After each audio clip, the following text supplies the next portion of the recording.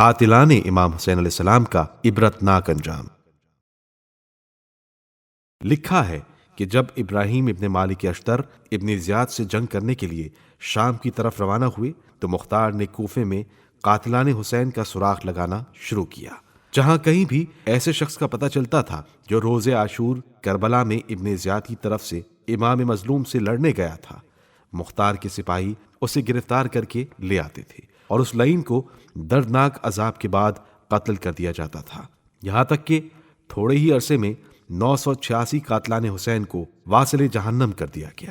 اب ہم خاص قاتلوں کی گرفتاری اور ان کے قتل کا حال بیان کرتے ہیں۔ مختار یہ قسم کھائے بیٹھے تھے کہ جب تک ایک ایک قاتل حسین کو قتل نہ کر لوں گا کھانا پینا مجھ پر حرام ہے۔ سب سے پہلے جو گرفتار ہو کر آئے یہ وہ ملائین تھے جنہوں نے شہدائے کربلا کی لاشوں پر گھوڑے دوڑائے تھے۔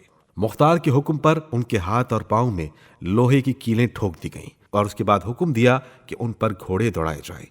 اس کے بعد ان کے ناپاک جسموں کو جن کا قیمہ ہو گیا تھا آگ میں جلا دیا گیا۔ شمر ابن ذی الجوشن کا انجام۔ ایک دن امیر مختار کو معلوم ہوا کہ شمر چند آدمیوں کے ساتھ کوفے سے نکل بھاگا ہے۔ فوراً ایک حبشی غلام کو جس کا نام زرین تھا 10 آدمیوں کے ساتھ روانہ کیا کہ جہاں ملے اس کا سر کاٹ لاؤ۔ یہ غلام جب اس مقام پر پہنچا جہاں شمر مقیم تھا تو شمر نے اسے مار کر بھگا دیا۔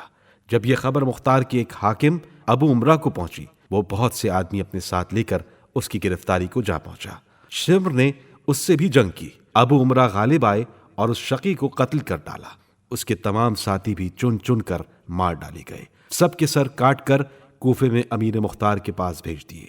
مختار نے شکر خدا ادا کیا اور ان سب سروں کو مسجد کے سامنے لٹکانے کا حکم دیا۔ خولی کا انجام۔ امیر مختار نے ابو عمرہ کو حکم دیا کہ خولی کے گھر کا محاصرہ کر لو اور جلد اس کو گرفتار کر کے میرے سامنے لاؤ۔ یہ ملعون بیت الخلاء میں جا چھپا اور سر پر ایک بوریا اوڑھ لیا کہ کوئی پہچان نہ سکے۔ اس کی بیوی دوزدار اہل بیت تھی۔ ابو عمرہ کے سپاہیوں کو اشارے سے بتا دیا۔ انہوں نے اسے گرفتار کر لیا اور امیر مختار کے سامنے پیش کیا۔ اس کو دیکھتے ہی امیر کی آنکھوں میں خون اتر آیا اور حکم دیا کہ اس کے ہاتھ پاؤں کاٹ ڈالو اور اس کے بدن سے کھال کھینچو۔ غرض کے اس قسم کی عبرتناک سزائیں دے کر اس کو مار ڈالا گیا اور نجس بدن کے ٹکڑے آگ میں جلا دیے گئے۔ حکیم ابن طفیل کا انجام۔ اس شقی نے حضرت عباس علیہ السلام کو تیر مارا تھا اور امام حسین علیہ السلام کے بدن سے لباس اتارا تھا۔ اس کی گرفتاری کے لیے عبداللہ ابن کامل کو بھیجا گیا۔ جب یہ پکڑ کر لایا گیا تو امیر مختار نے اس پر تیروں کی اتنی بارش کروائی کہ یہ شقی واصل جہنم ہوا۔ مرہ ابن منقد عبدی کا انجام۔ یہ حضرت علی اکبر علیہ السلام کا قاتل تھا۔ عبداللہ ابن کامل نے اس کو بھی گرفتار کر کے دردناک عذاب سے قتل کیا۔ سنان ابن انس کا انجام۔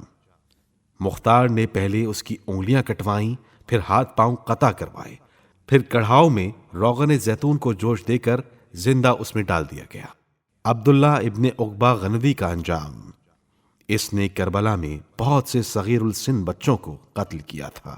مختار نے اس کا گھر کھدوا ڈالا۔ جب گرفتار ہو کر آیا تو اس کی کھال کھچوائی گئی اور آگ میں جلایا گیا۔